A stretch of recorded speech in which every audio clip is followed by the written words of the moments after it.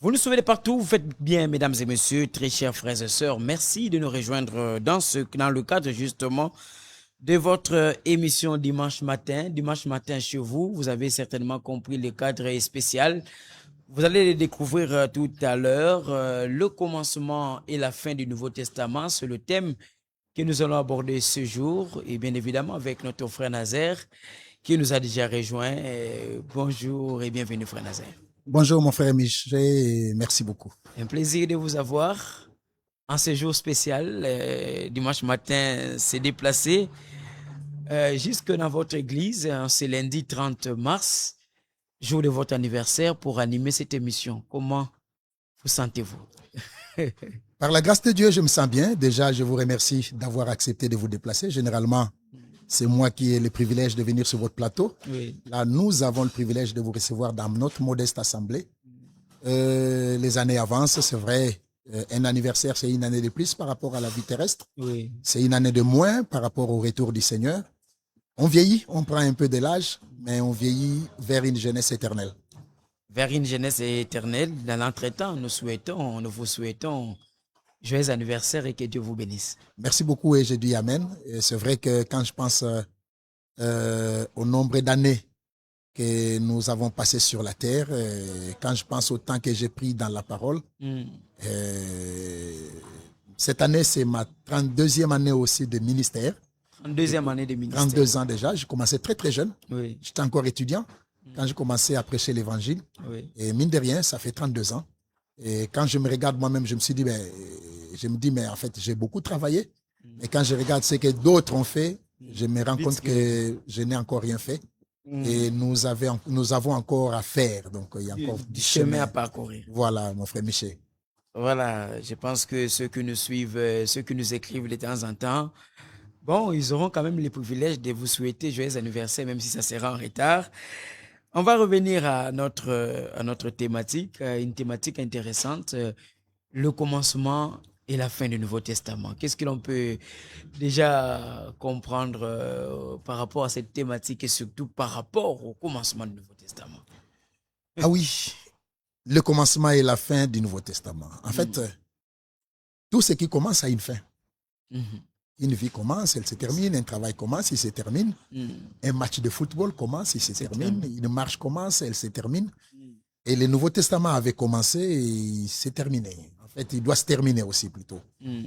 C'est vrai que si on regarde le commencement et la fin du Nouveau Testament, il y a beaucoup de similitudes par rapport à ces deux grandes périodes, mais qui sont séparées de près de 2000 ans. Près de 2000 ans. Près de 2000 ans. Puisque dans les Saintes Écritures, si vous me le permettez déjà, frère Michel. Allez-y. Si vous venez avec moi dans Marc, j'aime bien comment Marc présente la chose. Marc chapitre 1er. Marc chapitre 1er, verset 1er. Commencement de l'évangile de Jésus-Christ, Fils de Dieu. L'évangile a été annoncé avec les débuts du Nouveau Testament, notamment la venue du Seigneur Jésus-Christ ainsi que de son précurseur, le prophète Jean-Baptiste. Mais si vous regardez très très bien, avant de rentrer dans Marc, il y a une pensée qui me revient, une écriture qui me revient en tête, c'est Romains chapitre 1er. C'est l'apôtre Paul qui vient là-bas dans Romains au chapitre 1er. Il dit, verset 1er, Paul, serviteur de Jésus-Christ, appelé à être apôtre, mis à part pour annoncer l'évangile de Dieu, évangile qui avait été promis auparavant de la part de Dieu par ses prophètes dans les Saintes Écritures. Et cet évangile concerne son fils, né de la postérité de David, selon la chair, déclaré fils de Dieu avec puissance selon l'esprit de sainteté, par sa résurrection d'entre les morts, et ce fils qui est Jésus-Christ, notre Seigneur. Par lui, nous avons reçu la grâce et l'apostolat pour amener en son nom à l'obéissance de la foi tous les païens, parmi lesquels vous êtes aussi, vous qui avez été appelés par Jésus-Christ. Vous vous rendez compte, frère Michel, que tel que l'apôtre présente ici les choses, déjà il touche aux païens. Or, dans l'Ancien Testament, le Seigneur n'avait pas un programme particulier avec le païen. Mais il n'en avait pas. Il n'en avait pas. Mais quand il fallait maintenant que le salut se manifeste, le Seigneur, notre Dieu, a intégré le païen dans la chose. Et cela s'est manifesté déjà, comme on l'a vu dans cette écriture de Marc qu'on a lue, et j'y reviens. Il y a un premier détail que je pourrais présenter là-bas. Je reprends, c'est verset 1er du chapitre 1er. Commencement de l'évangile de Jésus-Christ, Fils de Dieu, selon ce qui est écrit dans Ésaïe, le prophète. Voici, j'envoie devant toi mon messager qui préparera ton chemin. C'est la voix de celui qui crie dans le désert. Préparez le chemin du Seigneur, aplanissez ses sentiers. L'évangile de Jésus-Christ, Fils de Dieu, a donc eu ces débuts-là. Les débuts de l'évangile, déjà au début, la parole prophétique a été annoncée.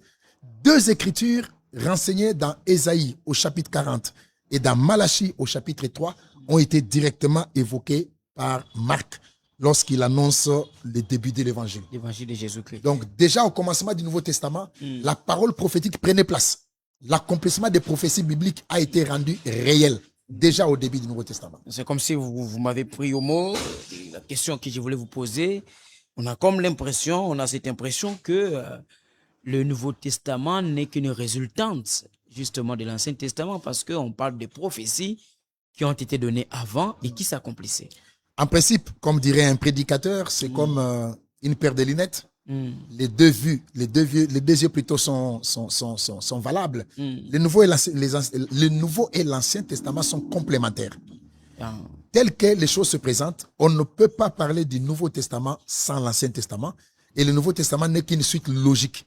Une suite logique de l'Ancien Testament, car des choses que des prophètes ont annoncées et qui devaient prendre place dans le Nouveau Testament, on a vu l'accomplissement de toutes ces choses. On a vu l'accomplissement de toutes ces choses, comme qui dirait que le Nouveau Testament, c'est l'accomplissement de toutes les promesses faites dans l'Ancien Testament. Mais ceux que nous suivent voudraient quand même se faire une idée. Quand est-ce que commence réellement le Nouveau Testament?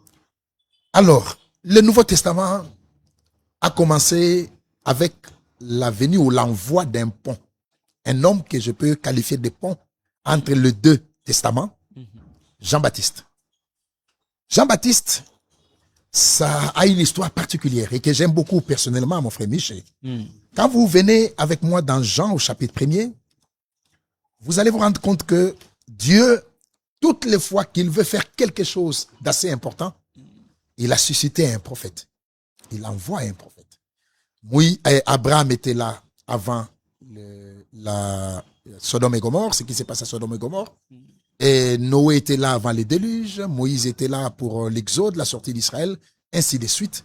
Et il avait promis, comme il avait déjà promis l'envoi d'un prophète, dans Ésaïe chapitre 40, on commence par là.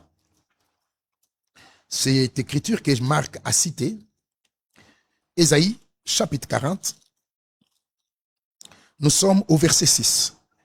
Une voix dit, que dis-je, au verset 3, une voix crie, préparez au désert le chemin du Seigneur. Aplanissez tous les lieux arides, dans les lieux arides, une route pour notre Dieu. Il y a une voix qui devait précéder et crier pour dire, préparez au désert le chemin du Seigneur. Aplanissez dans les lieux arides une route pour notre Dieu. La deuxième écriture, c'est dans Malachie, chapitre 3. Malachie, au chapitre 3, verset 1er. Voici, j'enverrai mon messager. Il préparera le chemin devant moi. Et soudain, entrera dans son temple le Seigneur que vous cherchez, le messager de l'alliance que vous désirez. Voici, il vient, dit le Seigneur des armées. Donc, maintenant, on précise que celui qui devait venir, la voix là, dont il est parlé dans Ésaïe, c'est un messager. Et quand Jean parut, dans Jean chapitre 1er, que j'avais cité tout à l'heure, au verset 6 directement, il parut un homme envoyé de Dieu, son nom était Jean. Il parut. Le même qui a été annoncé dans Ésaïe 40. Le même qui a été annoncé dans Ésaïe 40, le même qui a été annoncé dans Malachie 3, cet homme maintenant parut. Il parut un homme, pas qu'il s'était auto-suscité, non. Et par lui-même. Par lui-même, non, non, non, non. Il y a 2 verbes importants ici. D'abord, il y a le verbe paraître, il parut un homme, et puis il y a le verbe envoyer. Il parut un homme envoyé de Dieu. Puisqu'il y en a plusieurs à qui le verbe paraître a été appliqué dans les Écritures, mais qui n'avait jamais été envoyé de Dieu. Il s'était donc auto-suscité. Il s'était auto-suscité. Et cet homme qui parut, qui avait un envoi divin, il est dit de lui qu'il vint pour servir de témoin, pour rendre témoignage à la lumière, afin que tous croient par lui. Ça, c'est encore un autre détail très important. Quand l'Écriture a précisé que tous doivent croire par lui, c'est-à-dire que si vous isolez les gens, si vous passez loin des gens, vous passez loin de ce que Dieu faisait. Puisque l'homme que Dieu avait suscité pour introduire le Messie sur la terre, c'était Jean-Baptiste. Le passage est obligé donc. Le passage obligé.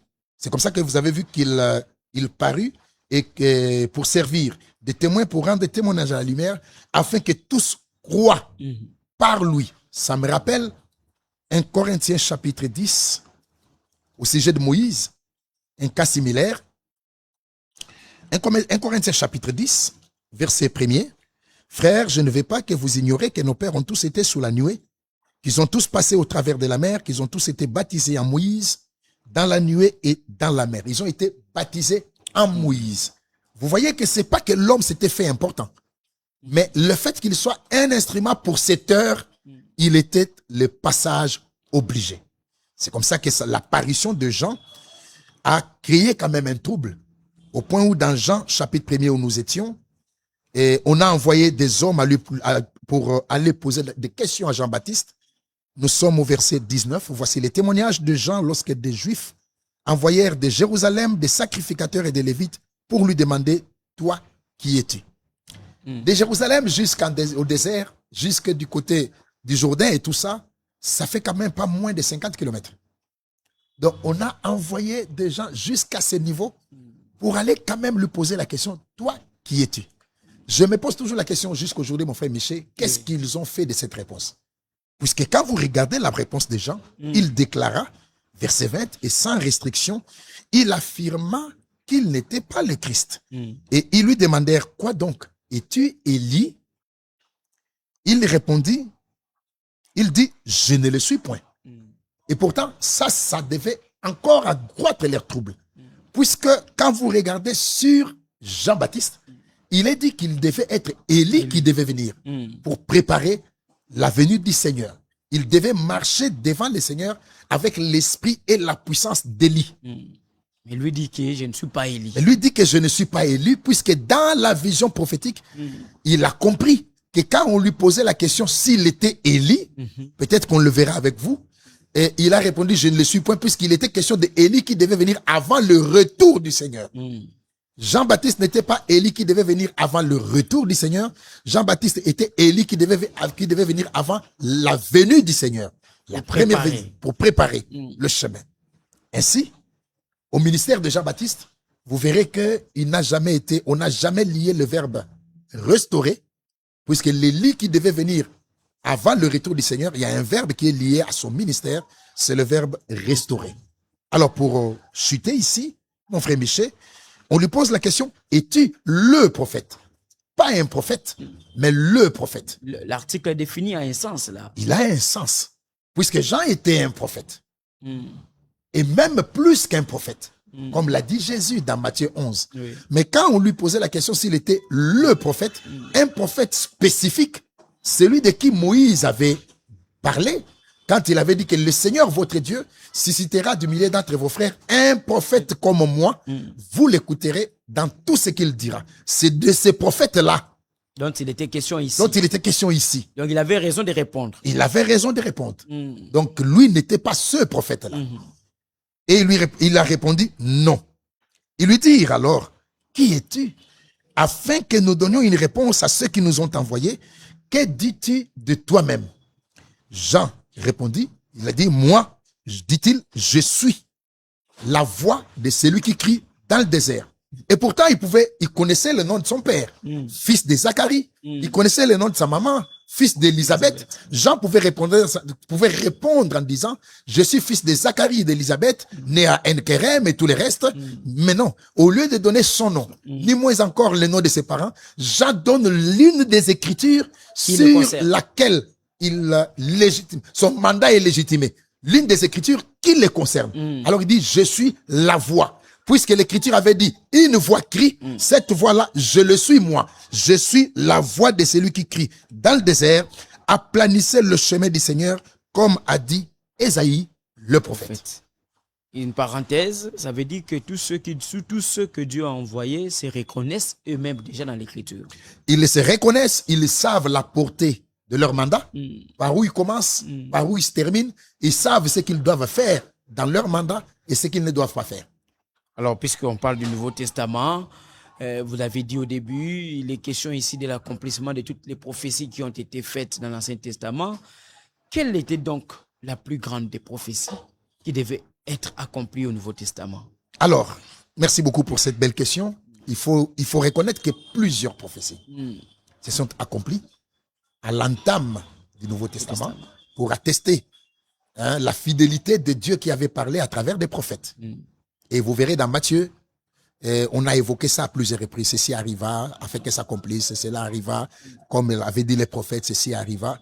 Mais la plus grande des promesses, déjà pour l'humanité, c'est la venue du Messie. En fait, le plus grand événement de l'histoire des hommes, ce n'est pas le fait que l'homme ait marché sur la lune. C'est un exploit que l'homme ait marché sur la lune. Mais le plus grand événement, c'est le fait que Dieu lui-même a marché sur la terre à travers Jésus-Christ. Souvenez-vous, mon frère Michel, de Ésaïe chapitre 35. Ésaïe chapitre 35, il est écrit ceci. Je prends directement le verset 4. Dites à ceux qui ont le cœur troublé, prenez courage, ne craignez point. Voici votre Dieu. La vengeance viendra. La rétribution de Dieu, il viendra lui-même et vous sauvera. Déjà, cette écriture atteste que pour le salut de l'humanité, Dieu devait venir lui-même. Il viendra lui-même et vous sauvera. Le verset qui vient après dit, alors s'ouvriront les yeux des aveugles, s'ouvriront les oreilles des sourds, alors le boiteux sautera comme un cerf et la langue du muet éclatera de joie. Vous verrez dans la beauté des Écritures que le mot « alors » revêt son importance ici, car ces mots lient les miracles qui sont repris au verset 5 et 6 à la présence de Dieu sur la terre. Voici votre Dieu, il viendra lui-même et vous sauvera. Alors, comme une conséquence. Une conséquence logique. C'est comme ça que dans Matthieu 11, que j'avais aussi cité il y a quelques instants, Jean-Baptiste a envoyé 2 disciples auprès de Jésus. Nous sommes au verset 2. Jean ayant entendu parler dans sa prison des œuvres de Christ, lui fit dire par ses disciples, es-tu celui qui doit venir ou devons-nous en attendre un autre? Jésus leur répondit, allez rapporter à Jean ce que vous entendez et ce que vous voyez. Les aveugles voient, le boiteux marche. Je peux même m'arrêter là. Les mêmes verbes qui sont utilisés dans Isaïe. Les mêmes verbes qui sont utilisés dans Isaïe. Et si vous regardez très bien dans l'Ancien Testament, de la Genèse à Malachie, aucun aveugle n'a vu, aucun boiteux n'a marché, aucun sourd n'a entendu, aucun muet n'a parlé. Car ces 4 miracles, Dieu les avait liés à sa présence personnelle sur la terre. Dites-lui que les aveugles voient, les boiteux marchent, les sourds entendent, les muets parlent. Il est prophète. Il connaît les Écritures. Et quand il entendra ça, il comprendra que Dieu est sur la terre. Donc, la plus grande des promesses, c'est que Dieu vint lui-même en tant qu'homme pour le salut de l'humanité. La plus grande promesse, donc ça veut dire que celui qui a marché sur terre là, à Galilée, à Capernaum, ainsi de suite, c'était Dieu lui-même qui était descendu sur la terre. C'était Dieu lui-même, dans la chair, qui était descendu sur la terre. Et Paul dit ceci à Timothée, vous m'avez rappelé ça aussi, pendant que vous posiez la question. Je crois que ça doit être dans 1 Timothée, chapitre 3. Nous sommes au verset 16. Et sans contredit, le mystère de la piété est grand. Dieu a été manifesté en chair, justifié par l'Esprit, vu des anges, prêché aux nations, cru dans le monde, élevé dans la gloire. Quoi de plus normal que Paul le dise à Timothée, car Ésaïe qui annonçait la venue du Seigneur avait déjà dit ceci au chapitre 9 de son livre, au verset 5, car un enfant nous est né, un fils nous est donné, la domination reposera sur son épaule, on l'appellera admirable, conseiller, Dieu puissant, Père éternel, prince de la paix. Dieu puissant. Donc l'enfant qui naîtrait là, on l'appellera Dieu puissant, Père éternel, prince de la paix. Un aspect important, ça veut dire que ici, vous avez dans vos explications, parce qu'il est question du début du Nouveau Testament, vous nous avez montré jusque-là que le Nouveau Testament commence par l'accomplissement des prophéties bibliques. Et là, vous avez cité deux hommes. Vous avez commencé par Jean-Baptiste, qui a été envoyé comme précurseur pour préparer la venue de Jésus. Et vous avez évoqué Jésus lui-même. Et d'aucuns se poseraient la question, mais est-ce que Jean-Baptiste était en train de douter lui-même pour être tenté de poser ces questions? Et quand on voit la réponse de Jésus-Christ, c'est comme si Jésus rappelle à Jean-Baptiste ce qu'il est censé connaître. Non, Jean, en tant que prophète, déjà, il ne pouvait pas douter de la parole. Non. Regardez qu'il y a eu deux mouvements. Il y a eu un mouvement particulier avec Jean et ceux qui étaient autour de Jean. Quand Jean a présenté le Seigneur en disant, voici l'agneau de Dieu qui ôte le péché du monde, il y a des disciples et des gens qui ont suivi Jésus. Ah non. Vous comprenez? Mais il y a d'autres disciples qui sont restés avec Jean. Et pourtant, le Messie était déjà là. Il était déjà présenté. Donc c'est comme si Jean les envoie pour aller s'enquérir eux-mêmes du témoignage. Ah, d'accord. Et que ceci les aide à être le plus certain possible que celui qui était annoncé dans l'Ancien Testament était là sur la terre. Sur la terre. Jésus-Christ est venu avec un but, il a accompli ses buts à Golgotha et il a donné une commission à ses disciples. Oui, il a donné une commission à ses disciples.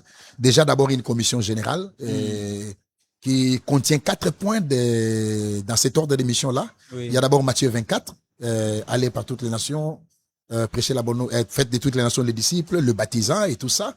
Et vous avez Marc, faites de toutes les nations les disciples, le baptisant, prêchez la bonne nouvelle à toute la création. Celui qui croira qui sera baptisé sera sauvé. Il y a Jean qui parle, qui présente aussi une dimension de ces mêmes ordres de mission. Et même Luc.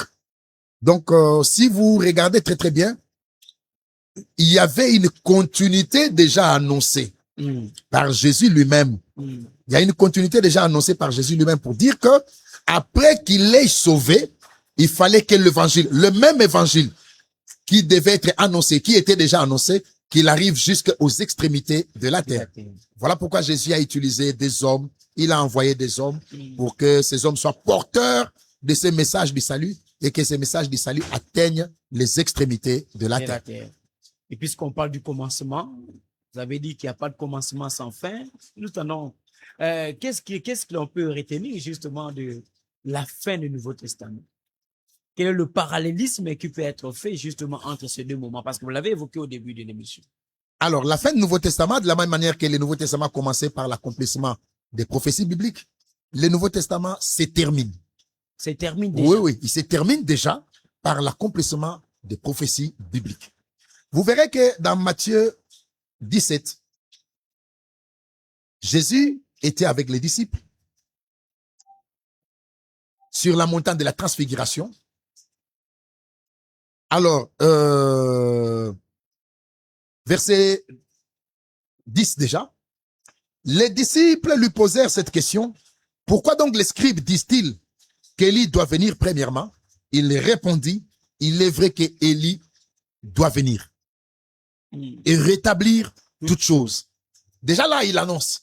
Il doit venir. Il doit venir. Comme s'il n'était pas encore venu. Comme s'il n'était pas encore venu. En fait, il n'était pas encore venu. En réalité. Puisqu'il présente, il dit qu'un prophète doit venir avec l'esprit d'Élie. Et par la même occasion, il parle du rétablissement.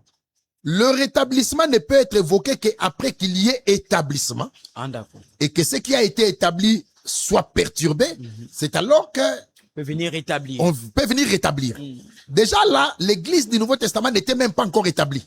Puisque c'est à la Pentecôte que l'église du Nouveau Testament a été établie. Oui. Et quand l'église a été établie justement dans les Actes des Apôtres, on parle du rétablissement juste au début. Actes des Apôtres. Chapitre 3, verset 19. Repentez-vous donc et convertissez-vous pour que vos péchés soient effacés, afin que de temps de rafraîchissement viennent de la part du Seigneur et qu'il envoie celui qui vous a été destiné, Jésus-Christ, que le ciel doit recevoir jusqu'au temps du rétablissement de toutes choses dont Dieu a parlé anciennement par la bouche de ses saints prophètes d'autrefois. Oui. Donc, le rétablissement est évoqué ici. Oui. Et ce qui est frappant, c'est que à peine que Jésus venait de partir, Acte chapitre 1er, verset 10, et comme ils avaient les regards fixés vers le ciel, pendant qu'ils s'en allaient, voici deux hommes vêtus de blanc leur apparirent et dirent, hommes galiléens, pourquoi vous arrêtez-vous à regarder au ciel? C'est Jésus qui a été enlevé au ciel du milieu de vous, viendra de la même manière que vous l'avez vu allant au ciel. Donc déjà, à son départ, l'Écriture annonce son retour. Et entre les deux, c'est une période de près de 2000 ans, pendant laquelle l'ennemi a fait beaucoup de dégâts, au point où on ne pouvait même plus reconnaître l'Église de Dieu vivant, mais le Seigneur avait promis un rétablissement, il avait promis un ministère prophétique, il avait dit dans Luc chapitre 18, quand le Fils de l'homme viendra, trouvera-t-il la foi sur la terre? Il n'a pas parlé du Fils de Dieu qu'il était, il n'a pas parlé du Fils de David qu'il était, il n'a pas parlé du Fils d'Abraham qu'il était, mais il a parlé du Fils de l'homme, car le ministère, son rôle de Fils de l'homme, son attribut de Fils de l'homme est lié à la partie prophétique du plan de salut de Dieu, alors que l'attribut de Fils de Dieu est lié à la partie rédemptrice du plan de salut de Dieu, et l'attribut de Fils de David est lié à la partie royale du plan de salut de Dieu. Donc, en parlant du Fils de l'homme qui doit venir, il annonçait déjà que le temps qui précéderait son retour serait un temps prophétique, et c'est le temps dans lequel nous vivons aujourd'hui. Donc, de la même... Nous sommes dans un temps prophétique. Nous sommes dans un temps prophétique. Et de la même manière qu'on peut épingler des événements en disant telle chose arriva comme a annoncé tel prophète, nous pouvons aussi épingler des choses en disant ceci arrive comme avait annoncé Michel le prophète, comme avait annoncé Ésaïe le prophète, comme avait annoncé Osée le prophète ou un autre prophète. Évoquez-nous quand même quelques aspects qui vont permettre à ceux qui nous suivent de comprendre quelques signes qui démontrent justement que toutes ces prophéties qui ont été annoncées concernant justement ces temps de la fin sont en train de se réaliser pour que ceux qui nous suivent puissent se faire justement une idée. Quelques aspects, comme vous l'avez demandé, j'en épingle un ou deux qui soient importants. Daniel, chapitre 12. Daniel, chapitre 12. Il est écrit ceci. Verset 9. Va, Daniel. Il répondit, va, Daniel, car ces paroles seront tenues secrètes et scellées jusqu'au temps de la fin. Plusieurs seront purifiés, blanchis, éprouvés. Les méchants feront le mal et aucun méchant ne comprendra, mais ceux qui auront de l'intelligence comprendront. Daniel annonce le temps de la fin. Et ici, Dieu, par la bouche de son prophète, montre, à travers d'ailleurs un ange qui lui a été envoyé, que des choses que Daniel a vues devaient être scellées jusqu'au temps de la fin.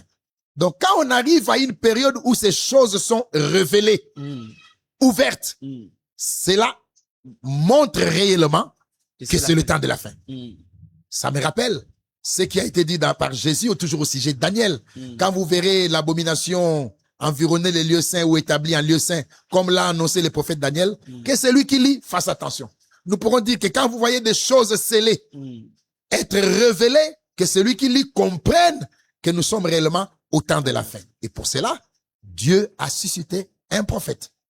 Dieu a envoyé un prophète du nom de William Marion Branham, et par qui Dieu a révélé des choses qui étaient scellées jusque-là, selon qu'il est écrit que Dieu ne fait rien sans avoir révélé son secret à ses serviteurs, le prophète.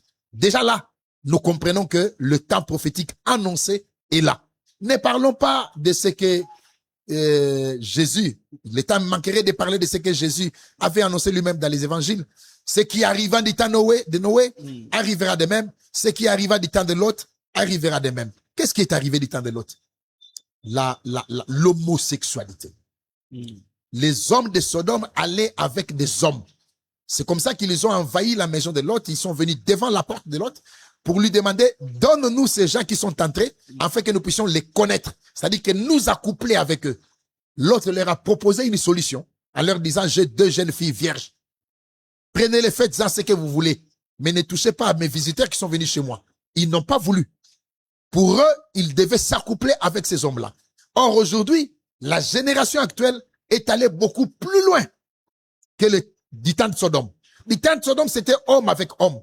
Aujourd'hui, c'est homme avec homme, femme avec femme, homme avec animal, vivant avec mort, adulte avec enfant. C'est la réalité que nous vivons aujourd'hui. Ce qui arriva du temps de l'autre est déjà arrivé.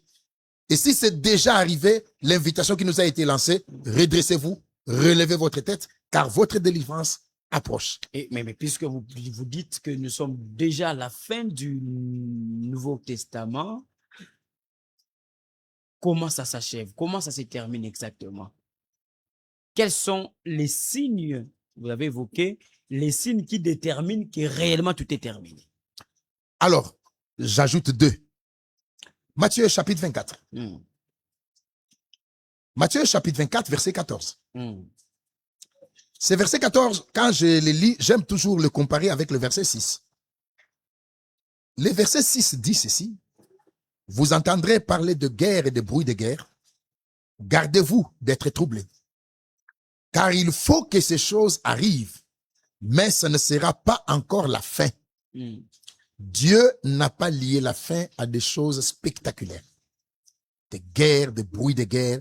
Dieu n'a jamais lié la fin à cela. Dieu a lié la fin à une action en douceur qui a lieu maintenant et qui est reprise au verset 14. Cette bonne nouvelle du royaume. Déjà là, je pourrais m'arrêter, mon frère Michel. La bonne nouvelle du royaume n'est pas un évangile général. La bonne nouvelle du royaume a 3 éléments qui la contiennent, qui la composent. Il y a un côté évangélique, il y a un côté enseignement, il y a un côté prophétique. Ça fait la bonne nouvelle du royaume. La bonne nouvelle du royaume sera prêchée dans le monde entier pour servir de témoignage à toutes les nations.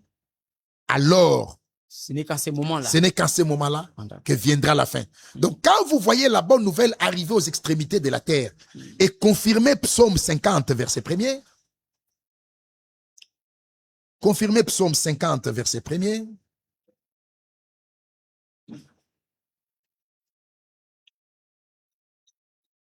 Dieu, le Seigneur parle et convoque la terre depuis le soleil levant, donc l'Orient, jusqu'au soleil couchant, l'Occident.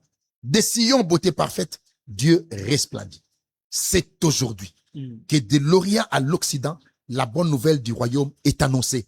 Afin que personne ne dise, je n'ai pas entendu. Ça, c'est capital. Mais avant qu'on arrive à cette dernière phase, Dieu a accompli, a manifesté encore une fois le signe du Messie, le dernier grand signe pour les nations. En fait, vous vous souviendrez que devant Abraham, alors qu'il était assis à l'entrée de la tente d'Abraham plutôt, le dos tourné vers la tente, le Seigneur a discerné le rire qu'il y avait dans le cœur de Sarah, alors qu'Abraham ne l'a pas entendu. Jésus lui-même, chez les Juifs, il pouvait dire à Nathanaël, voici un Israélite en qui il n'y a point de fraude. Nathanaël lui dit, d'où me connais-tu? Jésus lui dit, avant que Simon ne t'appelât, quand il était sous les figuiers, je t'ai vu. Il y a une autre écriture qui dit que Jésus connaissait leurs pensées. Et chez les Samaritains, c'est dans Jean chapitre 4, Jésus dit à la femme samaritaine, va m'appeler ton mari. La femme dit, je n'ai point de mari. Et Jésus lui dit, en cela tu dis vrai, tu as eu 5 maris, même celui avec qui tu vis n'est pas ton mari. Donc, le signe du Messie, le discernement de pensée a eu lieu chez le Juif, il a eu lieu, il s'est manifesté chez les Samaritains, il est resté chez les nations, et cela se manifestait à la fin ici, par le ministère de cet humble homme de Dieu appelé William Marion Branham. On a vu dans ces réunions un mortel, je dis bien un mortel, tourner les dos à la salle et dire des choses qui étaient dans le cœur des hommes. Ça ne venait pas de lui, ça venait de Dieu lui-même. Ça venait de Dieu lui-même. Le ministère du Fils de l'homme se manifestait à travers les ministères d'un fils d'homme. Le ministère du Seigneur se manifestait à travers le ministère d'un mortel. Et Dieu a manifesté encore que le dernier grand signe qui était resté, qui devait maintenant se manifester chez les nations, s'est déjà manifesté. Tout ce que nous attendons est que le Seigneur achève avec gloire comme il l'avait promis. Et que le Seigneur achève avec gloire comme il l'avait promis, mesdames et messieurs. Nous tendons petit à petit vers la fin. La télé, c'est le temps. Quelle doit être alors l'attitude de tous ceux que nous suivent, de tous les croyants? Et puisque, au regard de toutes les explications que vous donnez, nous nous rendons finalement compte que tout est vraiment à la fin. L'attitude de tous les croyants, c'est de comprendre que ça ne servirait à rien de comprendre, de maîtriser ce qui s'est passé du temps de Paul, ce qui s'est passé du temps de Pierre, ce qui s'est passé du temps de Jacques ou du temps des pères des églises, sans comprendre ce qui se passe aujourd'hui pendant que nous sommes vivants. Car celui qui ne comprend pas le présent montre qu'il n'a jamais compris le passé. Celui qui ne comprend pas ce qui a lieu aujourd'hui là, montre qu'il n'a jamais compris tout ce qui s'est passé avant. Même s'il prêche sur ça. Jésus a dit aux Juifs, ce n'est pas moi qui vous accuserai, c'est Moïse. Car si vous ne croyez pas en moi, vous attestez que vous n'avez jamais cru en Moïse. Vous montrez par là que vous n'avez jamais cru en Moïse. Peut-être que pour avoir la pensée, si vous me le permettez, je voudrais prendre cette écriture rapidement, oui, je vous le promets. Nous sommes presque à la fin. Voilà, Jean chapitre 5, verset 43 déjà. Je suis venu au nom de mon Père et vous ne me recevez pas. Si un autre vient en son propre nom, vous le recevrez. Comment pouvez-vous croire, vous qui tirez votre gloire les uns des autres et qui ne cherchez point la gloire qui vient de Dieu seul? Ne pensez pas que moi, je vous accuserai devant le Père. Celui qui vous accuse, c'est Moïse, en qui vous avez mis votre espérance. Car si vous croyez Moïse, vous me croirez aussi, parce qu'il a écrit à mon sujet. Mais si vous ne croyez pas à ses écrits, même si vous le prêchez, mais si vous ne croyez pas à ses écrits, comment croirez-vous à mes paroles? Donc, refuser de croire aux paroles du Seigneur est une preuve éloquente que ces hommes n'ont jamais cru aux écrits de Moïse. Refuser d'accepter ce que Dieu fait aujourd'hui, l'action de l'heure. C'est comme si vous giflez Dieu au passage. Imaginez-vous, mon frère Michel, Dieu vous envoie un prophète. Dieu donne son esprit. Il donne sa parole. Il donne sa révélation, la révélation de sa parole. Et vous rejetez tout ça. Qu'est-ce qu'il vous faudrait encore? Puisque l'écriture dit, celui qui vous reçoit, me reçoit. Celui qui vous écoute, m'écoute. Tous ceux qui ne reconnaissent pas l'action de l'heure, même s'ils réunissent des foules, ça ne leur servira à rien. Ils auront la responsabilité de se justifier devant le Seigneur, d'autant plus qu'ils n'arrivent pas ils ne sauront pas amener ces foules-là à être connectés à ce que Dieu fait aujourd'hui. Car l'action de l'heure est très, très, très importante. Et nous devons vivre dans notre temps, croire en la parole de notre temps, accepter ce que Dieu fait aujourd'hui. Seul le passage obligé. Si tous devaient croire par Jean-Baptiste, à combien plus forte raison celui que Dieu a envoyé à la fin? Comme c'était le cas au début du Nouveau Testament, tous devaient croire par Jean-Baptiste. Oui. Si je vous ai bien compris, ici à la fin, tous doivent croire par William Marion Branham. Ici à la fin, le Seigneur a visité cet homme le 11 juin 1933, pendant qu'il baptisait sur la rivière Ohio aux États-Unis et qu'il arrivait à la 17e personne. La lumière se manifesta du ciel devant témoin et la voix se fit entendre de la même manière que j'ai envoyé Jean-Baptiste. Préparez ma première venue, je t'envoie avec un message qui préparera ma seconde venue. Le message que cet homme de Dieu a annoncé, qui est le cri de minuit, qui est dans la parabole des 10 vierges dans Matthieu 25, c'est la parole de Dieu, l'évangile éternellement valable que le Seigneur a annoncé ici, à la fin, comme parole de préparation pour quiconque voudrait avoir part à l'enlèvement lorsque le Seigneur reviendra. Merci beaucoup, frère Nazaire, pour toutes ces bonnes paroles. Et nous osons croire que tous nos frères et sœurs que nous ont suivis ont compris, ont su faire justement ce lien entre le début du Nouveau Testament et la fin du Nouveau Testament, cette similarité comme vous l'avez présenté. C'était un plaisir pour nous, pour dimanche matin, de tenir cette émission ici dans votre église. Et nos frères et sœurs qui sont habitués à suivre cette émission, ils ont constaté un nouveau décor. Est-ce que vous pouvez nous rappeler quand même l'adresse de l'église pour ceux qui, en écoutant ces choses, pourraient être poussés à venir écouter la parole de Dieu? Voilà, merci beaucoup mon frère Michel pour ces privilèges. Nous sommes sur la rue Manifeste, au numéro 106A, dans la commune de Bumbu. L'avenue Manifeste est connue. Oui. Et il suffirait de demander les installations de la Régie des Eaux. Nous sommes en face ou en diagonale du grand portail de la Régie des Eaux. Nos cultes se tiennent mardi à 16h45, jeudi à 16h45, vendredi à la même heure aussi, 16h45, et naturellement le dimanche matin à 9h30. Il suffirait de demander l'Assemblée autonome de Bumbu. À ta assemblée autonome de Bumbu. Mais pourquoi cette insistance sur le mot autonome? On va terminer avec ça. Oui, vous savez, Jésus, à sa venue sur la terre, il a rencontré des groupes. Il n'a jamais adhéré à un groupe. Tous les hommes que Dieu a eu à mandater sur la terre, ils ont rencontré des groupes quand ils sont arrivés. Ils n'ont jamais adhéré à un groupe. Cette petite assemblée que nous avons l'avantage de conduire par la grâce de Dieu, elle n'appartient à aucun groupe. Elle ne dépend pas d'un petit pape. Où est-ce qu'elle serait? Elle ne dépend pas d'un homme. Nous ne sommes redevables à aucun mortel. Nous sommes directement liés au Seigneur, nous laissant conduire par l'action de l'Esprit et attachés solidement à ce que Dieu fait aujourd'hui. Donc, par rapport à tout ce qu'il y a comme cartel, comme groupe sur la terre, nous sommes autonomes. Mais cette autonomie est limitée. Elle n'est pas générale, limitée à l'égard des hommes, à l'égard du groupe des hommes et des doctrines des hommes, mais plutôt non limitée à l'égard des hommes, à l'égard des groupes d'hommes et des doctrines d'hommes, mais limitée à l'égard du Seigneur, puisque face à lui, nous sommes ses esclaves, nous ne sommes pas indépendants. Nous sommes totalement dépendants de lui et liés à lui. Nous avons compris donc que l'Assemblée autonome de Bumbu est autonome vis-à-vis des hommes, mais pas autonome vis-à-vis de Dieu. Pas autonome vis-à-vis de Dieu, voilà. Parce qu'elle dépend justement de la conduite de Dieu. Voilà. C'était un plaisir pour nous de vous avoir sur ce plateau, frère Nazaire Mokombota.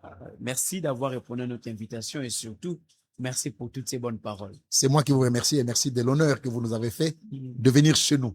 Voilà, un beau cadre. Hein? Un petit coin, mais un beau cadre. Ben, si on peut mettre tout ce qu'on doit mettre pour mieux servir le Seigneur, il le mérite. C'est le meilleur employeur. Amen. Merci beaucoup. Mesdames et messieurs, vous avez compris que nous sommes arrivés à la fin. C'était là dimanche matin chez vous. Nous avions reçu pour vous le frère Nazaire Moko de l'Assemblée autonome de Bumbu, avec qui nous avions échangé autour d'une thématique intéressante, le commencement, voulais-je dire, le commencement du Nouveau Testament, mais aussi la fin du Nouveau Testament. Vous avez compris que les deux moments ont des similitudes au regard justement de l'accomplissement des prophéties de la Bible. Ça n'est fini. Restez nos fidèles car nous sommes et nous serons toujours là pour vous servir. Portez-vous bien. Que Dieu vous bénisse. Au revoir.